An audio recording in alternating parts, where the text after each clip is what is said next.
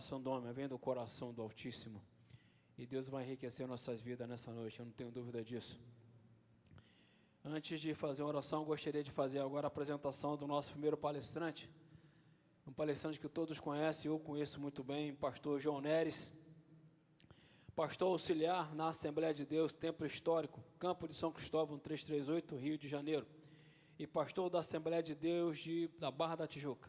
É casado com a pastora Marcelena, com quem possui 2 filhos, Nelson e Naum Emanuel, avô de Adassa Neres. É bacharel em Teologia pelo Seminário Teológico Batista do Sul do Brasil, com convalidação pela Faculdade Batista do Rio de Janeiro. Mestre em Historicidade da Religião, com ênfase em Teologia Contemporânea. É membro do Conselho de Apologética da CADB, Convenção da Assembleia de Deus do Brasil, e comentarista da revista da EBI, da PEC, Programa Educação Cristã Continuada, da Assembleia de Deus, Igreja Mãe, em Belém do Pará. Isso mostra o currículo extenso do nosso pastor João Neres, já mostrando aqui para que veio e a realidade que vai acontecer. Tá? Então, amados, feche nossos olhos e vamos abrir nossos corações para que o Senhor da Glória, que está presente nesse lugar, venha nos dar sabedoria, entendimento e compreensão naquilo que será ministrado a partir desta noite. Majestoso Deus, grandioso, soberano e eterno Pai. Primeiramente, Deus amado, Deus santo, rendemos graças a Ti pelos benefícios, pelas maravilhas que tem feito em nossas vidas. Estamos aqui reunidos, Deus, porque até aqui o Senhor tem nos sustentado. A Tua mão poderosa não está recolhida sobre nossas vidas. Pai, te damos graças pelos livramentos que têm ocorrido neste dia para podermos estarmos aqui para louvar e engrandecer o Teu santo nome. Deus, Tu projetou um trabalho que será feito nesses 2 dias de escola bíblica, além de conhecimento que será dado pelos aqueles que o Senhor escolheu para poder ministrar sobre nossas vidas. Sabemos, Pai, como foi dito aqui, que o conhecimento não é humano, mas o conhecimento, a sabedoria vem do alto. E que o Senhor venha encher o coração, a mente daqueles que vão ministrar nesses dias, Deus, para enriquecer nossos corações com o conhecimento que vem de Ti. Ensina-nos, Pai amados, para podermos aprender os Teus caminhos, os Teus ensinamentos, para podermos andar trilhado no caminho que o Senhor tem separado para nós. Venha dar sabedoria, entendimento e capacidade para aqueles que irão proferir a Tua palavra, com sabedoria que vem do trono do Senhor para nossas vidas. Obrigado por tudo, Pai amado, Pai santo, e continua conosco. Seja o principal convidado, Pai amado, dessa escola. Seja conosco, em que Teu Espírito Santo fique à vontade no meio de nós. Te damos graças por tudo, em nome de Jesus. Amém. Vou apresentar o pastor João Neres, uma salva de palmas, amados, para podermos manter o nosso conhecimento à noite desse dia.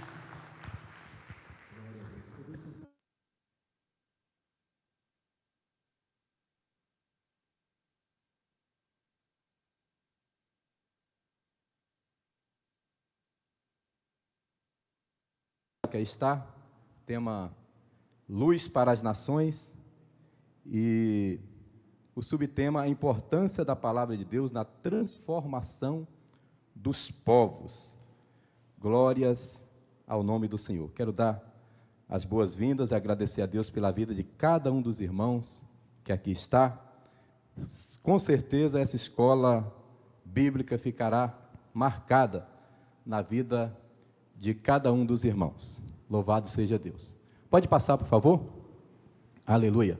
O versículo que eu tomo como base para a nossa aula de hoje é esse. Eu coloquei no slide porque está numa versão diferente, que diz assim: sim, diz ele, pouco é que sejas o meu servo, para restaurares as tribos de Jacó e tornares a trazer os preservados de Israel. Também te porei para a luz das nações, para seres a minha salvação até a extremidade da terra. Aleluia. Isaías 49, versículo 6, na versão AA. Queridos, com essa palavra, nós iniciamos a nossa aula de hoje e a nossa escola bíblica. Deus está dizendo aqui para Israel, para o Senhor Jesus, que é como se interpreta o servo do Senhor, e para nós também, como igreja. O que é que ele está dizendo? Ele está dizendo que é pouco para nós sermos apenas luz, sermos apenas restauradores das tribos de Jacó. Ou seja, Deus está dizendo para mim e para você, irmão Raul, é pouco que você trabalhe só aqui. É pouco que você apenas venha nos cultos de domingo. É pouco que você também venha no seminário nas terças. É pouco que você venha nos cultos quinta. Isso ainda é pouco. Eu quero que você seja um restaurador de nações. Aleluia. Eu quero que vocês vão além. Eu quero que não apenas você seja um crente nominal, mas que seja um crente que vai alcançar as ilhas, as nações, os povos. E dentro desse tema, a importância da palavra de Deus na transformação dos povos, eu quero ler 3 versículos. Eu peço que a mídia me ajude. Pode colocar na versão NAA, nova versão Almeida atualizada, Gênesis 1, versículo 1. Gênesis 1, que diz que no princípio criou Deus os céus e a terra. A minha pergunta para os irmãos é: quando foi o princípio? Quando é esse tempo chamado princípio? Quando foi que aconteceu, né? Porque diz que no princípio, que em hebraico é Bereshit.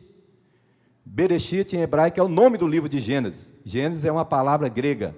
O livro em hebraico se chama Bereshit, princípio, começo, origem. Mas quando foi o princípio? E detalhe, um detalhe importante, similares, né? No princípio criou Deus os céus e a terra, Gênesis 1:1. Vamos ler também João 1:1.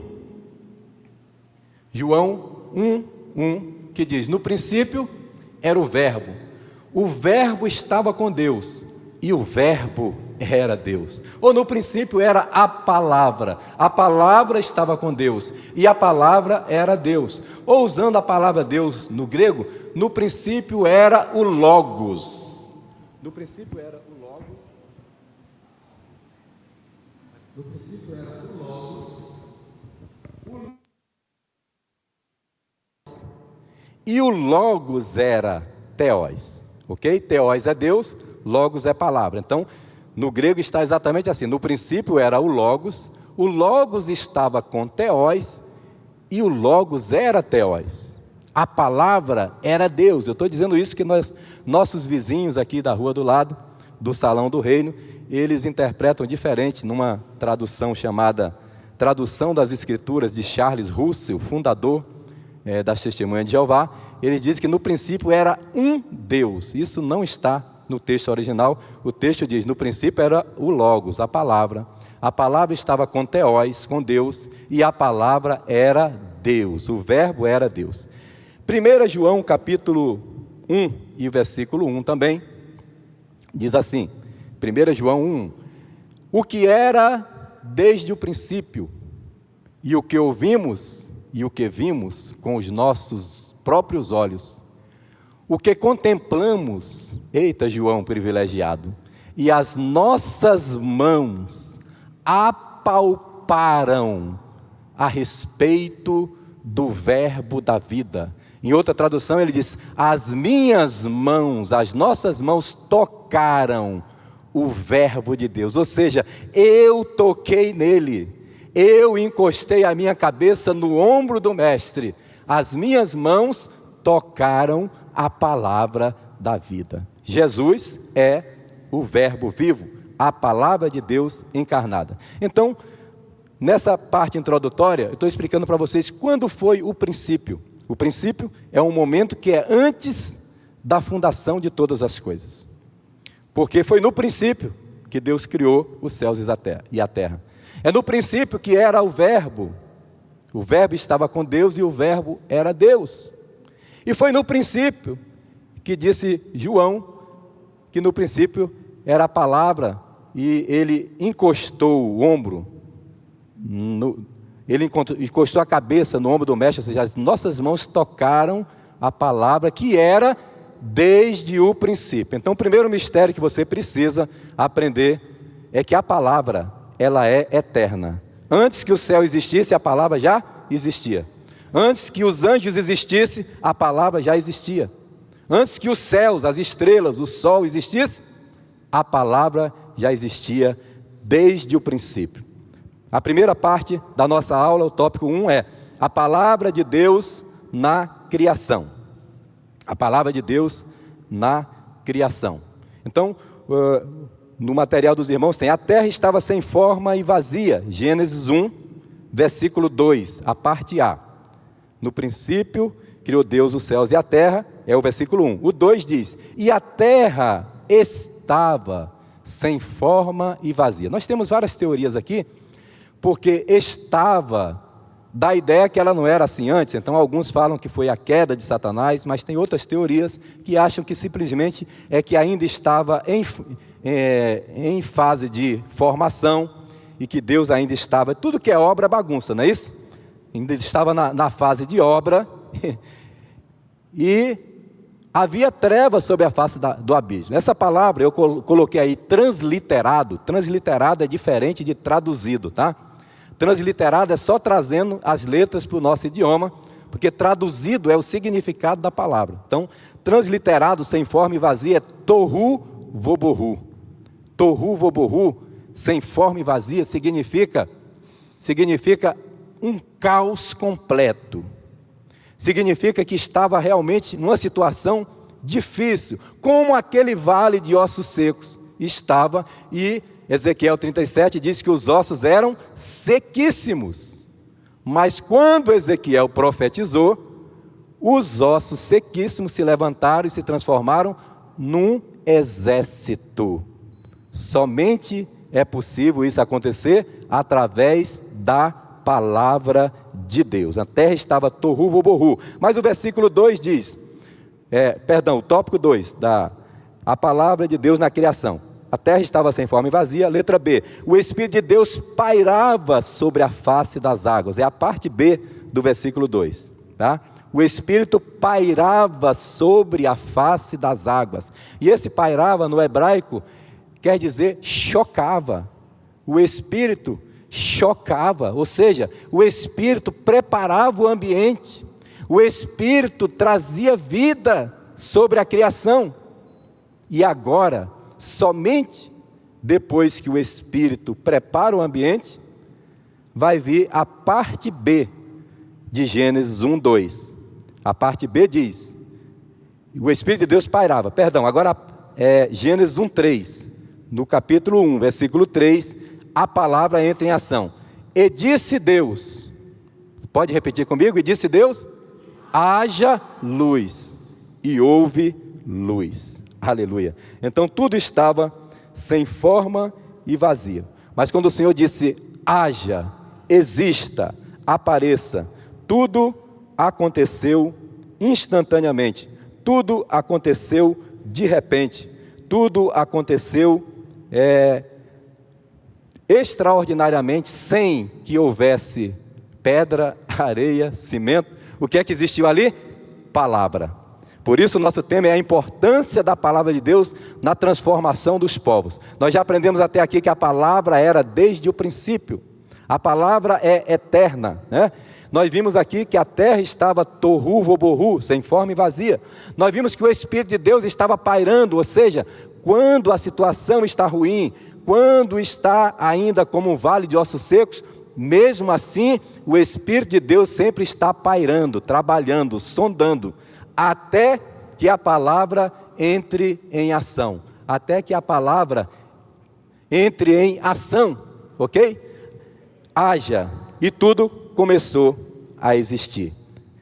Então o mundo e tudo que nele existe, diz o escritor de Hebreus, passou a existir através do poder da palavra. Quantos estão entendendo? Diga amém. Glória a Deus. O segundo tópico da minha aula fala da palavra de Deus na restauração de Israel. Eu tenho algumas coisas interessantes aqui para passar para os irmãos. A palavra de Deus na restauração de Israel. Primeiro, falando da reforma de Josafá, eu tenho o texto de 2 Crônicas, capítulo 17, versículos de 1 a 13. Escola Bíblica é lugar de nós aprendermos a falar o nome dos livros da Bíblia correto, tá? Não existe 2 Crônicas, não existe 2 Reis, nem 2 Samuel, nem 1 Samuel. O nome do livro é 2 Samuel, 2 Reis, 2 Crônicas, porque é livro. Aí para a gente não errar, para nós não errarmos, você fala assim, 2º livro das Crônicas, aí você...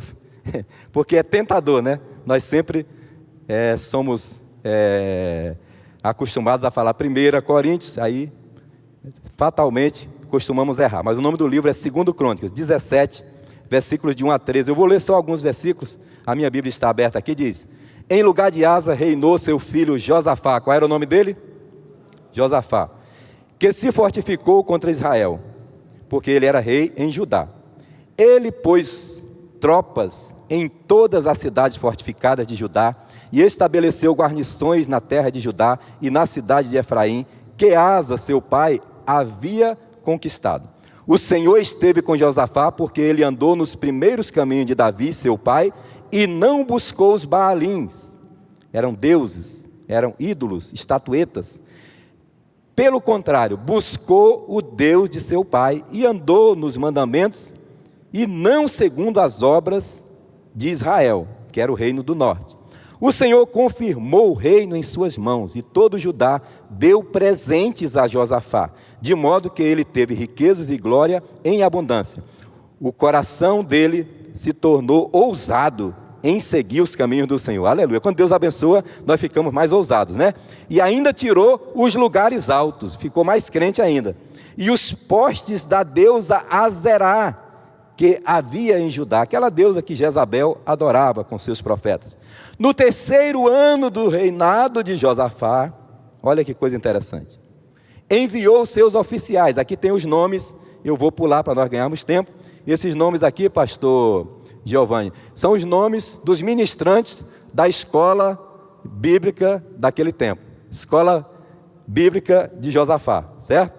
Aí ele dá a relação de nomes, versículo 8, e com eles enviou os levitas, e aí tem os nomes também dos levitas, foram os preletores da escola bíblica de Josafá, só que era uma escola móvel. Versículo 9, eles ensinaram em Judá, tendo consigo o livro da lei do Senhor, percorriam todas as cidades de Judá e ensinavam o povo. O que aconteceu? A consequência, o resultado, versículo 10, o terror do Senhor veio sobre todos os reinos da terra que estavam ao redor de Judá, de maneira que não fizeram guerra contra Josafá. Aleluia. Alguns dos filisteus trouxeram presentes a Josafá e prata como tributo. Também os árabes lhe trouxeram 7.700 carneiros, eita glória, churrasco, e 7.700 bodes. Olha aí o mistério. 12. Josafá se tornou cada vez mais poderoso e construiu fortalezas e cidades, armazéns em Judá. Versículo 13, empreendeu muitas obras na cidade de Judá e tinha em Jerusalém gente de guerra e homens valentes. Aleluia. O que é que Josafá fez para restaurar o reino em Judá? Ele usou o ensino da palavra. Pastora Cleide, que trabalha na área do ensino, sabe o que é isso? Como o ensino transforma. Hoje nós estamos vivendo no Brasil uma crise política, justamente porque pessoas de uma certa ideologia usaram tudo que podiam na área do ensino para formar uma geração que é antissemita. Uma geração que não apoia os costumes, a doutrina judaico-cristã, que nós sempre defendemos. Então, não tendo outra forma de governar, digamos assim, eles dominaram pelo ensino. E nós vamos ficar olhando, vamos ficar parados? Não, só tem uma maneira de combater. É como Josafá fez. Pega os ensinadores e vamos ensinar. A escola de Josafá, a escola bíblica de Josafá era uma escola móvel. Ele espalhou por todas as cidades os obreiros capacitados. Veja que tem uma relação de nomes. Esses obreiros não eram qualquer um. Eram escolhidos por quê? Porque eles tinham capacidade de ensinar. A Bíblia diz: o presbítero seja apto a ensinar. Tem gente que quer ser obreiro, quer ser pastor, tem uns que se converte hoje, amanhã já quer ser apóstolo, né? Mas estudar que é bom não quer, cavar poço que é bom não quer. Aí eles acham assim: Paulo chegou ontem e foi consagrado apóstolo. Mentira, porque você não conhece a Bíblia. Paulo se converteu, foi rejeitado em Jerusalém, foi para a Arábia, levou 3 anos no monte, oração, tete a tete com Jeová, revendo todos os pergaminhos. Depois de muito tempo, ele já tinha mais de 5 anos de convertido, é que numa oração em Antioquia, Barnabé vai buscá-lo, e o Espírito diz: apartai-me, Barnabé e Saulo, para a obra que eu os tenho chamado. Quem era Saulo? Criado aos pés de Gamaliel, doutor na lei, fariseu, falava uns 3 ou 4 idiomas, além de falar língua estranha. Esse era Paulo, o homem que foi arrebatado até o 3º céu e ouviu palavras inefáveis que não era lícito dizer aos anjos. Você já ouviu isso? Eu nunca ouvi. Aí ele estava pronto para ensinar, escreveu a metade do Novo Testamento. Então esses levitas escolhidos por Josafá, eram pessoas craques na palavra, digamos assim. Está entendendo? Diga amém. Você tem que ser craque na Bíblia. Crente tem que ser bom de Bíblia. A minha juventude, os jovens libertos por Cristo lá em Salvador, na Bahia, nossa gincana era disputar o versículo da Bíblia. Nossa brincadeira era ver quem achava mais rápido. Entendeu? Nós precisamos que os nossos filhos sejam assim, ensinados na palavra de Deus. Essa foi a reforma de Josafá, mas nós temos também a reforma de Josias, está em 2 Reis, capítulo 22, eu vou escolher aqui só um versículo para ler, não dá para ler tudo, mas depois, se vocês puderem acompanhar esse material que vocês receberam e ler em casa, porque o capítulo 22 fala da reforma do templo. Eu vou ler o primeiro que diz, 22:1 diz: Josias tinha 8 anos de idade quando começou a reinar, e reinou 31 anos em Jerusalém. A mãe dele se chamava Gedida, e era filha de Adaías de Boscate. Josias fez o que era reto aos olhos do Senhor e andou em todo o caminho de Davi, seu pai, e não se desviou nem para a direita, nem para a esquerda. Aí o versículo 3 diz: no 18º ano do seu reinado, o rei Josias mandou o escrivão Zafã, filho de Azarias, filho de Mesulão, à casa do Senhor, dizendo: vai pedir ao sumo sacerdote Ilquias que conte o dinheiro que foi trazido à casa do Senhor, ou seja, conte a oferta, etc, etc, e tal, e tal, e tal. Vamos lá? Versículo 8. Então o sumo sacerdote Ilquias disse ao escrivão Zifã: achei o livro da lei na casa do Senhor. E Ilquias entregou o livro a Zafã, e esse o leu. E depois leram perante o rei, e o rei disse: meu Deus, onde nós estamos? O livro, a Bíblia, estava perdida dentro da igreja. Quando nós vemos um culto com 2h30 de duração, com 1 hora de louvor e 15 minutos de palavra, é porque o livro está perdido dentro da igreja. Quando nós vemos a evasão da escola bíblica dominical, é porque o livro está perdido dentro da igreja. Quando nós vemos a quase inexistência dos chamados cultos de doutrina, muitos tiraram, transformaram em culto de libertação, culto de reteté, culto de pula-pula, culto da vitória, porque atrai gente. É porque o livro está perdido dentro da igreja. Mas eu quero dizer para você nessa noite, que eu não vim só dizer que o livro está perdido, eu vim dizer que ainda há esperança para quem, porventura, perdeu o livro. Aproveite, porque a Bíblia diz que nos últimos dias haverá fome da palavra, como fome de pão, e sede da palavra, como sede de água. Nós tivemos, pastor Robson, a geração de profetas, de evangelistas, mas esse tempo do fim, Deus tem chamado uma geração de mestres para ensinar a palavra. Como Josafá usou aqueles, como Josias agora vai chamar a pessoa certa. Olha, o rei foi quem mandou fazer uma reforma no templo. Você está entendendo? Isso é inversão de valores. Porque era para o sacerdote dizer: ei, rei, faça uma reforma aí no seu palácio para agradar o Senhor, porque seus pais andaram fora da linha. Mas é ao contrário. Quem tomou a iniciativa de reformar o templo foi o rei e não o sacerdote. Está entendendo o negócio? Ou seja, o político viu o erro dentro da igreja e o sacerdote não viu, porque o livro estava perdido. Tem muito sacerdote que não conhece o livro.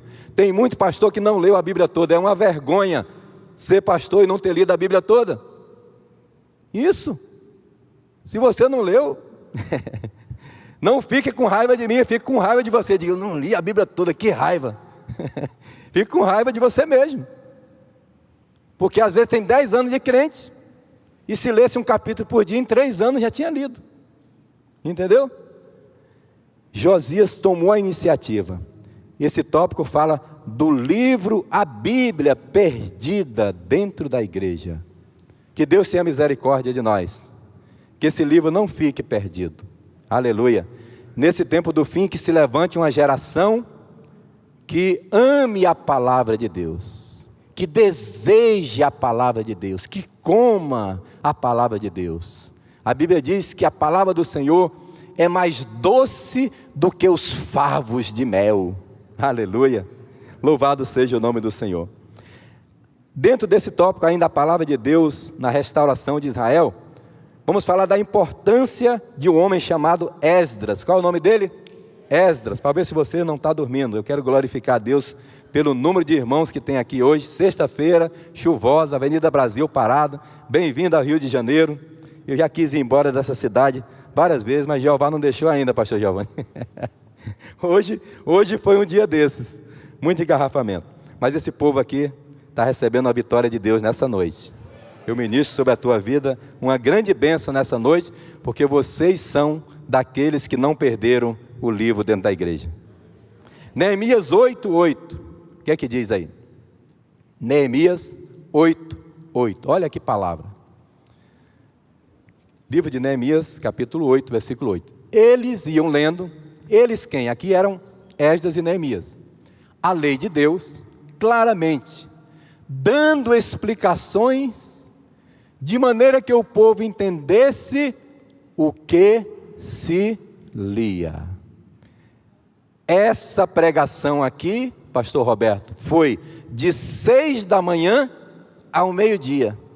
E a Bíblia diz que Esdras estava em pé com Neemias diante de um púlpito de madeira, e estava em pé perante eles, homens, mulheres e crianças.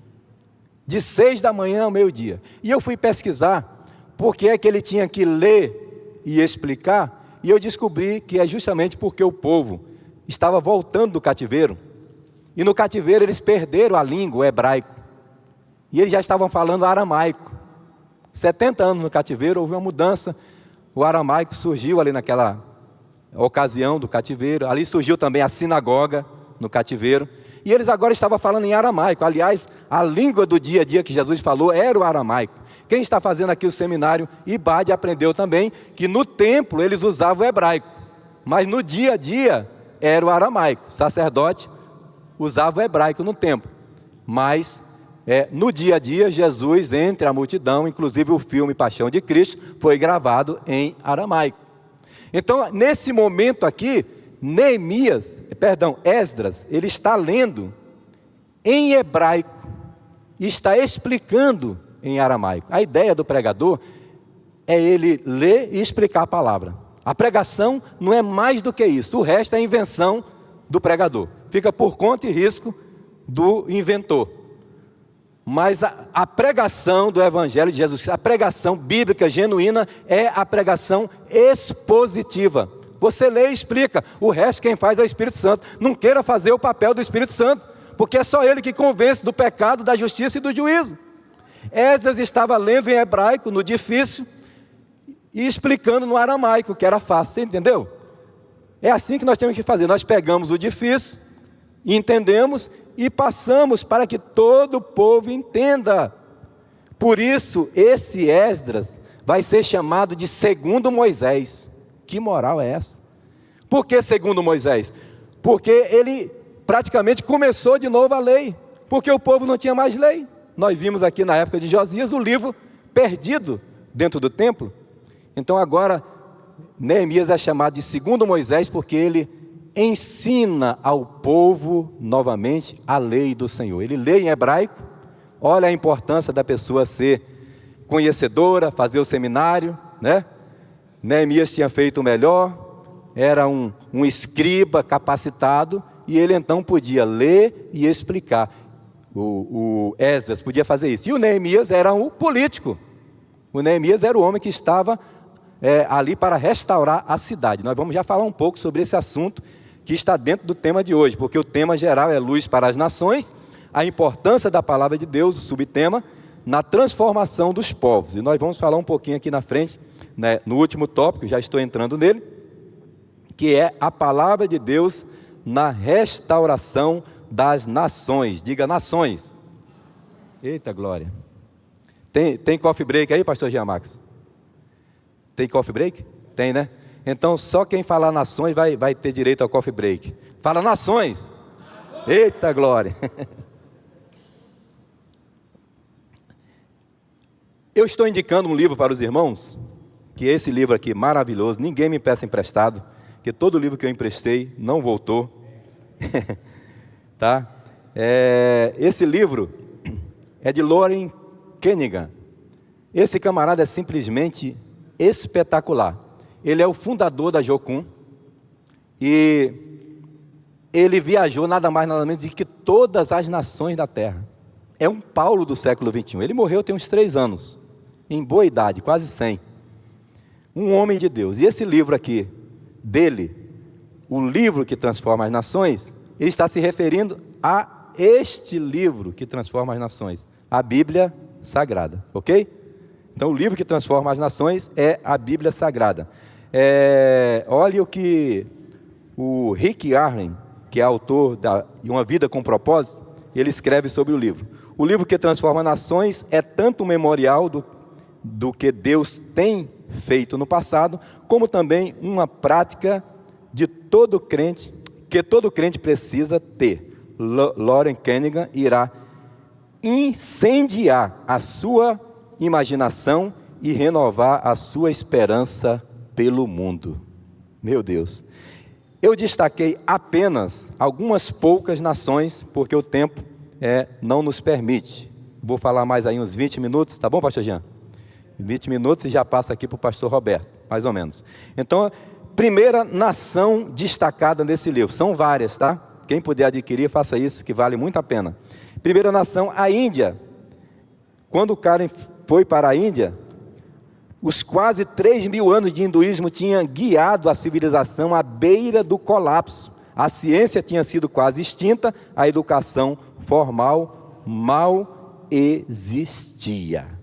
E na última parte aí diz que ele causou um impacto, aqui entra a política, na Índia, em cada uma das 7 áreas de influência: família, religião, educação, artes, comunicação social, economia e governo.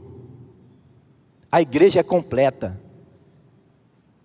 Algum tempo atrás disseram que o rádio era do diabo. O diabo pegou o rádio e ficou tudo caro no rádio.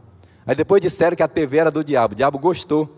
E hoje para você pegar 30 segundos na hora do Jornal Nacional é caríssimo, né? Na época que eu consultei, custava R$200.000, 30 segundos. Há vários anos atrás. Depois disseram que a internet é do diabo. O diabo gostou também, né? E criou muitos blogs, muitos sites. Depois disseram que a política é do diabo. Ele gostou, criou até partido. Não espere que eu diga o partido. Aliás, criou partidos, tá? Porque o pior partido do diabo é aquele que se mostra bom e por trás faz coisas maquiavélicas, tá? Esse é pior do que os que se declaram diretamente contra a doutrina judaico-cristã. Política não é do diabo. A política é uma ciência que vem da palavra polis. A política é a arte de bem administrar a polis, que é a cidade. Aristóteles dizia que todo ser humano é, de natureza, um ser político. Todos nós somos. Quando liberar o café ali, você vai procurar o seu grupinho e vai bater papo no grupinho. Isso é política. Normal, ok? E William Carey, ele mudou a história da Índia no seu tempo. Ele era inglês, em 1700 e pouco, ele foi para aquele lugar e mudou drasticamente a história daquela nação. Como eu não tenho muito tempo, eu vou ditar para vocês só algumas coisas que ele fez. Ele fundou a universidade, ele traduziu a Bíblia para vários idiomas locais, idiomas e dialetos, traduziu um clássico hindu para o inglês, fundou a primeira missão médica da Índia, ele organizou seminários, ele fundou escola para meninas, ele contribuiu para a erradicação do costume sati. Esse sati deve ser de Satanás, que queimava a viúva juntamente com o corpo do defunto. Pensa aí. A mulher morria, o marido morria, a viúva, não, vai junto, não podia ser de ninguém. E quem mudou isso? O livro que transforma as nações. William Carey chegou pregando, isso está errado, ela é uma vida, não pode ser tirada assim. A Bíblia mudou a história de Roma, quando os cristãos começaram a pregar, porque ali você sabe que existia a crucificação. Você sabe por que a crucificação foi abolida? Por causa da ética cristã. Em Roma, queridos, naquela época do início da igreja, a criança nascia com defeitinho, era jogada fora, no lixo. Aí a igreja foi se estruturando e foi pegando aquelas crianças e levando para abrigos. William Carey, além disso tudo, ele fundou mais de 120 escolas para meninos e meninas. Ele imprimiu mais de 213 mil volumes das Sagradas Escrituras em 40 línguas diferentes. Pastor Jean, eu descobri que eu não sou crente ainda não. Diante de um homem desse, o que eu fiz para Jesus? 213 mil volumes das Sagradas Escrituras em 40 idiomas. É um homem fenomenal. William Carey é considerado o pai das missões modernas, né? Bem, tem outro exemplo, só mais dois, a gente está terminando. Coreia do Sul.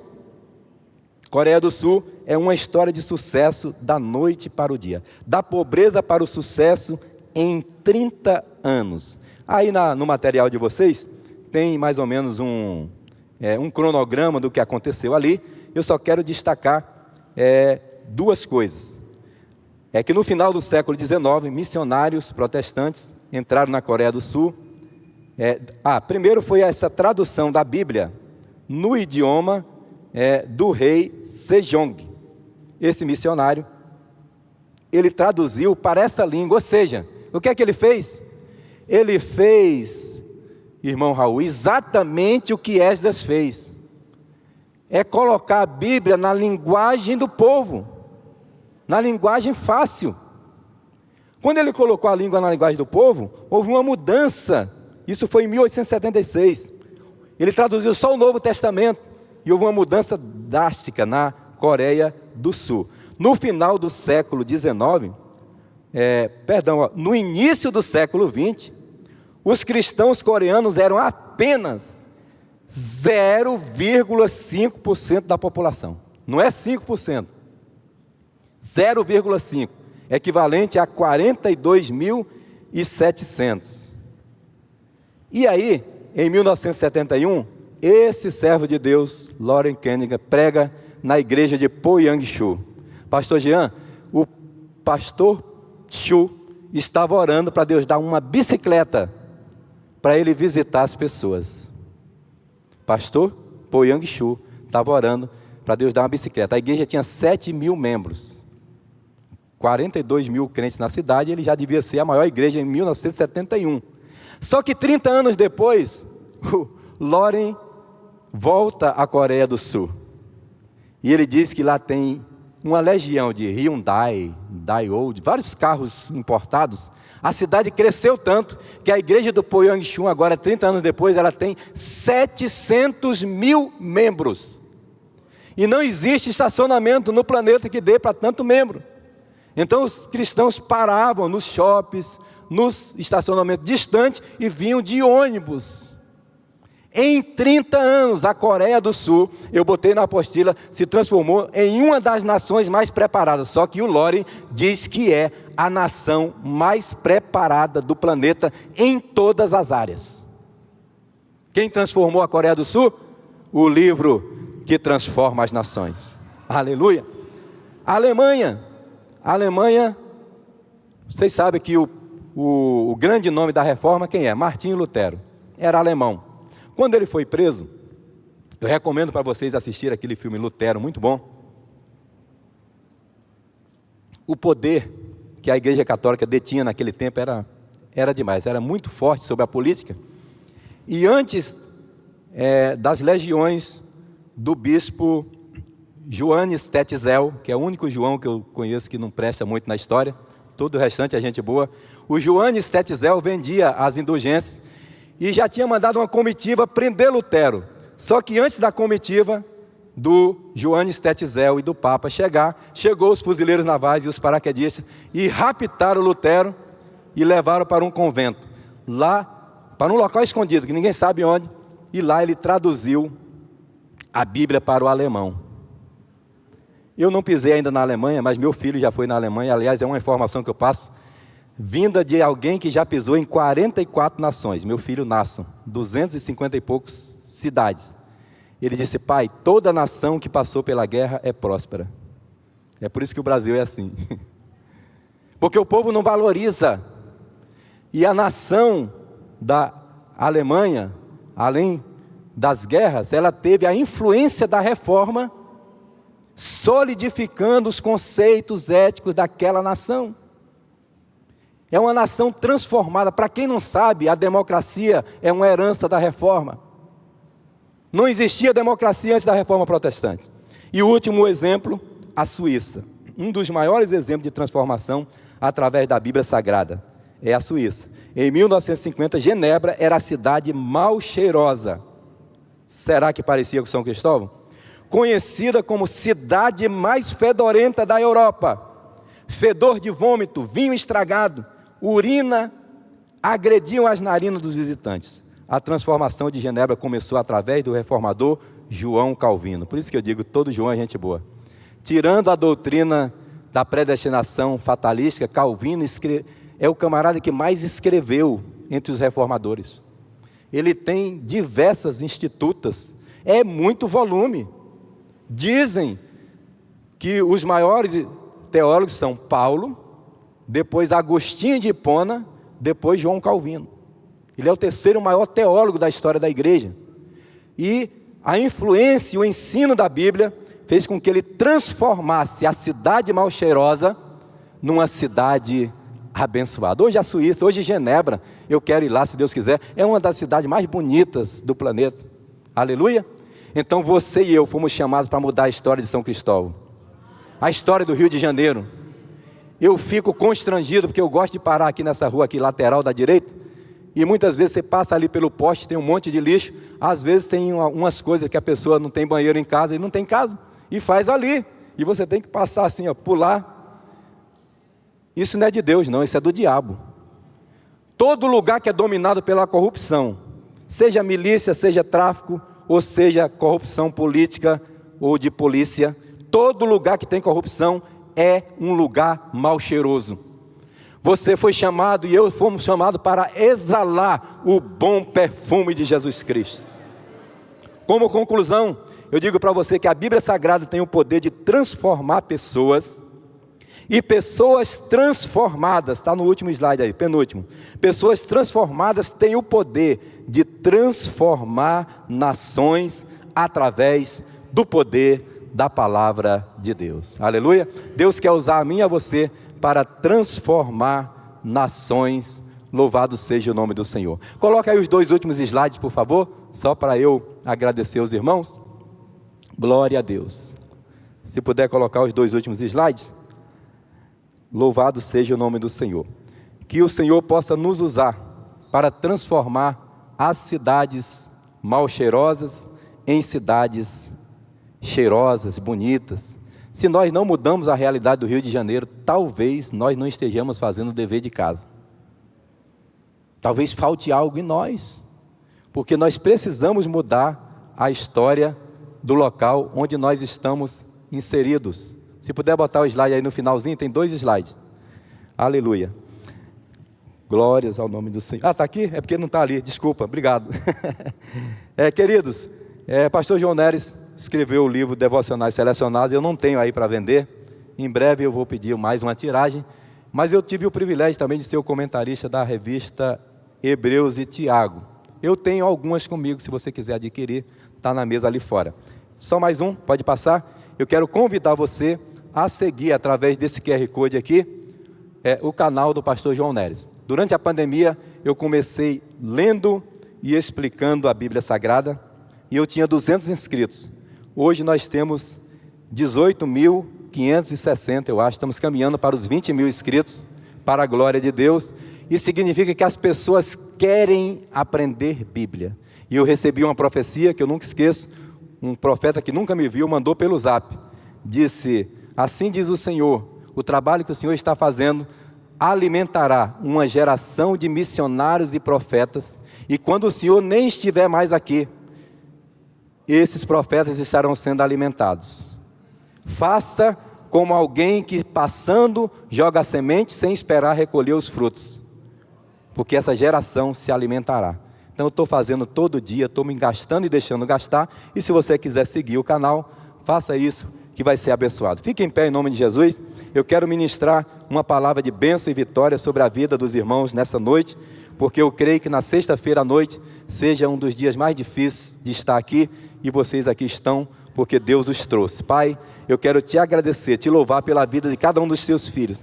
Eu quero te pedir que por graça e misericórdia o Senhor conceda uma bênção sobrenatural para cada um dos teus filhos que fizeram esse esforço de deixar a sua casa nesse dia para aqui estar recebendo a tua palavra. Que assim seja, e que os teus filhos sejam luz para as nações, que eles não sejam apenas para restaurar as tribos de Judá, a sua congregação, a sua família, mas que eles se tornem, aleluia, luz para as nações, para a glória do teu nome. É o que eu te peço em nome de Jesus. Amém.